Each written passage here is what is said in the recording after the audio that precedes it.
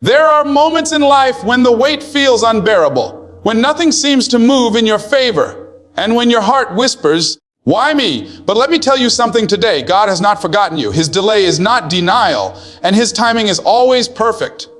Ladies and gentlemen, life has a way of testing us in ways we never imagined. You pray, you cry, you fight, and yet it feels like nothing is changing. The doors you thought would open remain shut, and the answers you long for seem delayed. But here's the truth: you are not forgotten. God hears every prayer. He sees every tear, and He knows every battle you're facing. The challenge is not in God's ability to move. The challenge is in our ability to trust Him while He works things out behind the scenes. When you understand that His timing is perfect, you stop living in panic and start living in peace. You stop asking, "Why is this happening to me?" and begin declaring, "Something greater is being prepared for me."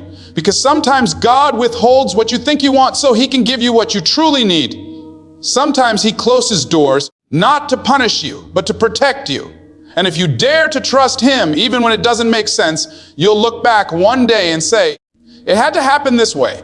Trusting God means surrendering control, even when life doesn't make sense. That's not easy, because everything inside of us wants to fix things ourselves. We want to manipulate, we want to push, we want to force things to happen in our time and in our way. But trusting God requires you to put your hands down and let His hands work. And that takes humility, because it means admitting that you don't have all the answers. It means understanding that you can't see the whole picture, but He can. It means surrendering not just the easy parts of your life, but the broken parts, the hidden parts, and the painful parts too. The truth is, life will bring you into situations where your control has no power. Have you ever been there? You tried everything, you made the calls, you worked hours, you bent over backward to make something work, and still, the pieces didn't fit. That's when you realize you are not meant to be your own savior. That's when God is saying, "Step aside and let me handle this." See, when you trust God, you're not just giving up control, you're gaining peace. Because as long as you're trying to carry everything on your shoulders, the weight will break you. But when you give it to Him, the weight shifts. You start to realize that what you couldn't fix, He can. What you couldn't open, He can unlock. What you thought was over, He can resurrect. And I want you to understand this. Trust doesn't mean you won't feel fear. Trust doesn't mean you won't have doubts. Trust means you move forward anyway, knowing that God's plan is bigger than your emotions. It means you stop rehearsing the what ifs and start declaring, "Even if it doesn't look good now, I believe something good is coming out of this." Trust requires you to silence that voice inside that says, "It's never going to work," and listen instead to the voice of faith that says, "Be still and know that I am God." So, stop fighting battles that were never yours to fight. Stop losing sleep over things you can't change. Stop trying to fix people who don't want to be fixed. Put it in God's hands. Trust Him enough to let go. And you'll discover that when you let go of control, you make space for miracles. And those miracles often show up when you least expect them. Now, hear me well, God's delays are often setups for something greater than you expect. Just because it hasn't happened yet doesn't mean it's not going to happen. Just because it's taking longer than you thought doesn't mean it's not on the way. God is not ignoring you, He is preparing you. Sometimes He withholds what you're asking for because He knows you're not ready to handle it yet. Think about it. What good is it to bless someone with abundance if they don't have the maturity to sustain it? What good is it to give you the promotion if you don't yet have the character to lead? What good is it to put you in a relationship if you're still carrying the wounds of your past? Delays are not denials. They are classrooms. They are seasons where God shapes you, strengthens you, and builds in you the very qualities you'll need to handle the blessing once it arrives. And many times, what you thought was rejection was really protection. That job you didn't get, that relationship that didn't last, that door that didn't open, it wasn't punishment. It was God setting you up for something better. You cried over it, you thought it was the end, but later, you look back and realize it was only the beginning of something greater. The problem is, we confuse waiting with wasting. But waiting is never wasted when God is involved. Waiting is where the growth happens. Waiting is where patience is built, where faith is stretched, where resilience is born. It's in the waiting season that God teaches you how to stand, how to pray, how to fight, and how to trust. And when the right time comes, His time, Not yours. Everything aligns in ways you never imagined. The doors swing open, the opportunities appear, and the blessings overflow. So the next time you feel delayed, don't get bitter, get better. Don't complain, prepare. Don't doubt, trust. Because God's delays are not Him saying, no, they are Him saying, not yet. I have something greater in store for you. And when it finally arrives, you won't just thank Him for the blessing. You'll thank Him for the delay. Because you'll see that the delay was the very thing that made the blessing possible. Faith isn't faith until it's tested. Anybody can believe when the sun is shining, when the bills are paid, when the doors are opening. But real faith shows up when everything seems to be falling apart. Real faith shows up when the doctor gives you a bad report, when the bank account is empty, when friends walk away and you feel like you're standing all by yourself. That's when you discover whether your faith is rooted in circumstances or in God. Because if your faith is only strong when things are easy, then it's not really faith, it's convenience. Faith is believing even when you can't see how it's going to work out. Faith is walking in the dark with nothing but trust in your heart. It's saying, God, I don't understand this storm, but I trust you to bring me through it. See, too many of us wait for the evidence before we believe. We want the contract in hand, the healing in the body, the relationship restored, before we thank God. But that's not how faith works. Faith is praising Him before it happens. Faith is speaking life when everything around you feels dead. Faith is choosing to stand tall, even when the winds are trying to knock you down. Now here's what I know, storms are part of life. They will come. You can't pray them away, you can't avoid them, you can't hide from them. But you can decide how you'll face them. You can crumble under them, or you can anchor yourself in faith, because storms don't last forever. The clouds may be thick today, but the sun will shine again. The pain may be heavy right now, but joy will return. And when you hold on in faith, you discover strength you didn't know you had. You realize that the storm didn't come to destroy you. It came to grow you. Think about this. Every storm prepares you for something greater. The winds of adversity are shaping your character, teaching you resilience, and giving you wisdom you could never have learned in comfort. You learn patience in the waiting. You learn perseverance in the struggle. You learn trust in the silence. And when the storm finally passes, you don't come out weaker. You come out stronger, wiser, and more determined than ever. That's the power of faith under pressure. So don't let your current storm convince you that God has forgotten you. He hasn't. Don't let the silence make you believe He isn't working. He is. Right now, while you can't see it, He's aligning the right people, arranging the right opportunities, and preparing the right outcome. All He's asking you to do is trust Him through the storm. Hold on. Don't quit. Don't give up. Because your storm is not the end of your story. It's just a chapter that's preparing you for the victory ahead. And understand this. Faith doesn't mean you won't cry. It doesn't mean you won't feel the weight. It doesn't mean you won't have moments of weakness. Faith means you cry, but you still move forward. You bend, but you don't break. You stumble, but you don't stop. Faith means you keep walking even with tears in your eyes, because you know that on the other side of the storm, there's a blessing waiting with your name on it.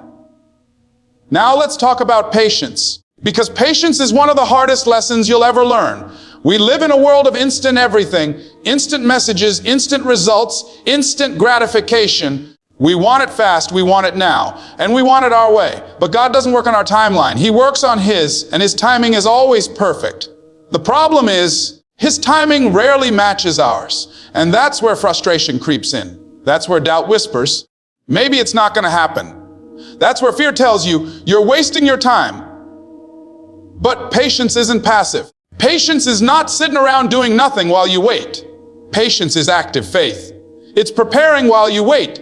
It's growing while you wait. It's believing while you wait. It's doing your part while trusting God to do His. If you're praying for an opportunity, patience means you keep sharpening your skills until it arrives. If you're believing for healing, patience means you keep taking care of your body while trusting for restoration.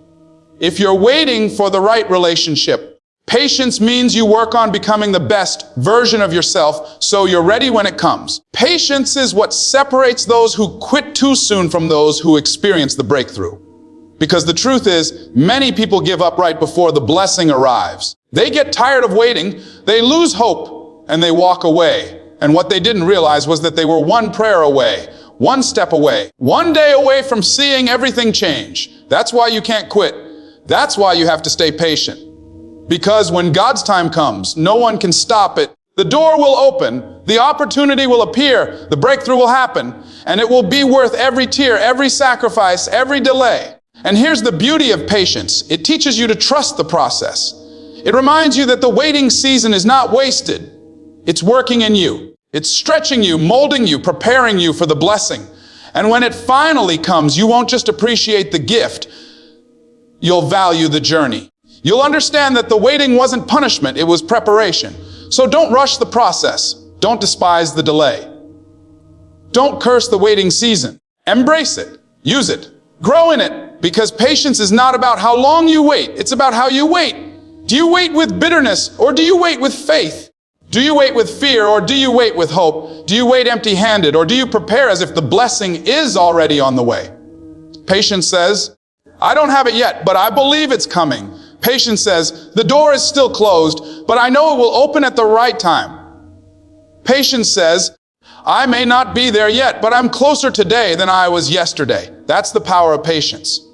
And when you combine patience with faith, there is nothing, absolutely nothing, that can stop you from walking into the destiny God has prepared for you. Obedience is one of the hardest things for us as human beings because it requires surrender. It requires letting go of control, letting go of our plans, and saying, Lord, not my will, but yours be done. And that's not easy. We like to be in the driver's seat.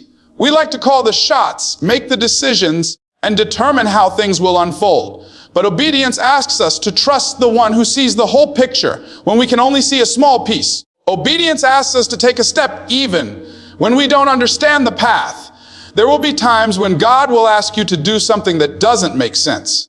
He'll nudge you to walk away from people who are comfortable but not good for your destiny. He'll ask you to take a leap into a new career, a new city, or a new opportunity that feels uncertain. He'll ask you to forgive someone who hurt you deeply when your flesh wants to hold on to the pain. He'll ask you to stay silent when your ego wants to fight back. And in those moments, obedience feels like sacrifice. It feels like loss. It feels like surrendering control. But let me tell you, obedience is never loss. It's positioning. Every act of obedience positions you for blessings you couldn't create on your own. Think about it. Obedience doesn't always come with immediate rewards. Sometimes it feels like nothing's changing. You're tething, but the financial breakthrough hasn't come. You're walking in integrity, but others who cut corners seem to be ahead. You're doing the right thing, but doors still feel closed. But here's the truth. Obedience is not about instant results. It's about long-term alignment. When you obey, you put yourself in alignment with God's plan. And when you're in alignment, blessings that seemed far off begin to find you. Opportunities you never expected come knocking. Favor shows up in places you didn't even know existed. And here's the other side of obedience. Sometimes it saves you from destruction you never saw coming. You may not understand why God told you to let go of that relationship, why He closed that door, or why He said not yet. But later, you'll look back and realize that His now was actually protection. His redirection was actually preservation. His delay was actually preparation. Obedience isn't always about what you gain. It's often about what you avoid. Now, let's be honest, obedience costs. It costs pride. It costs comfort. It costs convenience. But it pays back peace. It pays back protection. It pays back provision. And it pays back in ways you couldn't have scripted for yourself. So don't wrestle with God's instructions. Rest in them. Don't fight His guidance. Follow it. Because every time you obey, you're not just proving your faith, you're unlocking doors that only obedience can open. And let's talk about surrender. Because obedience and surrender go hand in hand. You cannot fully obey without surrendering. Surrender means saying, God, I don't just trust you with parts of my life. I trust you with all of it. My career, my family, my finances, my health, my future. It all belongs to you. That's not easy because surrender means letting go of control. And we love control. We want to map out the plan, set the timeline, and dictate the outcome. But surrender says, Lord, even if it doesn't happen when I want it to or how I want it to, I still trust you. Surrender is powerful because it removes the burden of trying to make everything happen on your own. When you surrender, you shift from striving to trusting. You move from carrying the weight of the world on your shoulders to leaning on the one who holds the world in His hands. And that doesn't mean you stop working, stop planning, or stop moving. It means you stop stressing, stop forcing, and stop fearing. You do your part, and you trust God to do His. Now here's the truth about surrender. It often comes after we've tried everything else. We try to fix it ourselves, force it ourselves, fight for it ourselves. And when we fail, we finally say, okay, God, I can't do this without you. But imagine how much lighter life would be if we started with surrender instead of ending with it. Imagine how many sleepless nights we'd avoid, how much anxiety we'd release, how much peace we'd experience if we just said, God, I give it to you from the start. Surrender doesn't make you weak, it makes you wise. Because when you surrender, you're choosing to trust the one who already knows the outcome. You're saying, God, you see what I can't see. You know what I don't know. So even when I don't understand, I trust you. That's strength. That's faith. That's freedom. And understand this, surrender doesn't mean life will always be easy. It doesn't mean you won't face challenges. It doesn't mean you won't have moments of doubt, but it does mean that you won't face those challenges alone. It means that when life gets heavy, you have someone to lean on. It means that when you feel empty, you have a source to refill you. It means that when you don't have the answers, you can trust the one who does.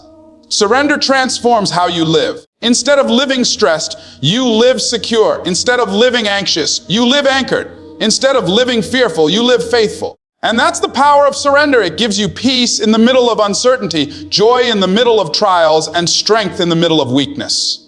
So today, make the choice to obey even when it's hard.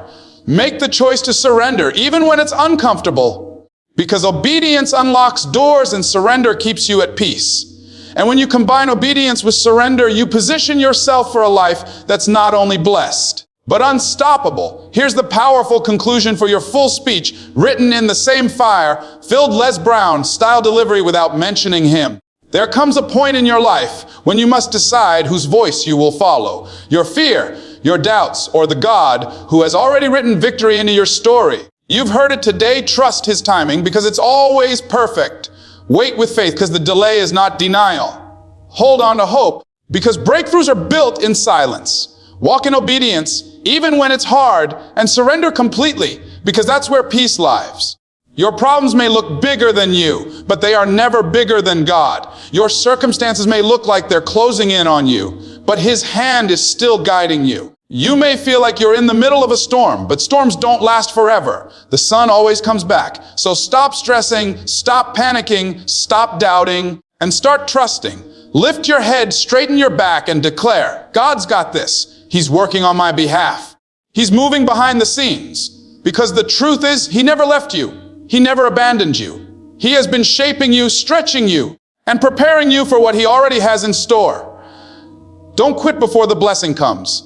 Don't walk away before the breakthrough arrives. And don't lose faith before the miracle shows up. Because when you trust His timing, when you obey His voice, and when you surrender your life into His hands, you will see what only He can do. Hold on, because the same God who brought you this far will not leave you where you are. The victory is already written, and your story is not over yet.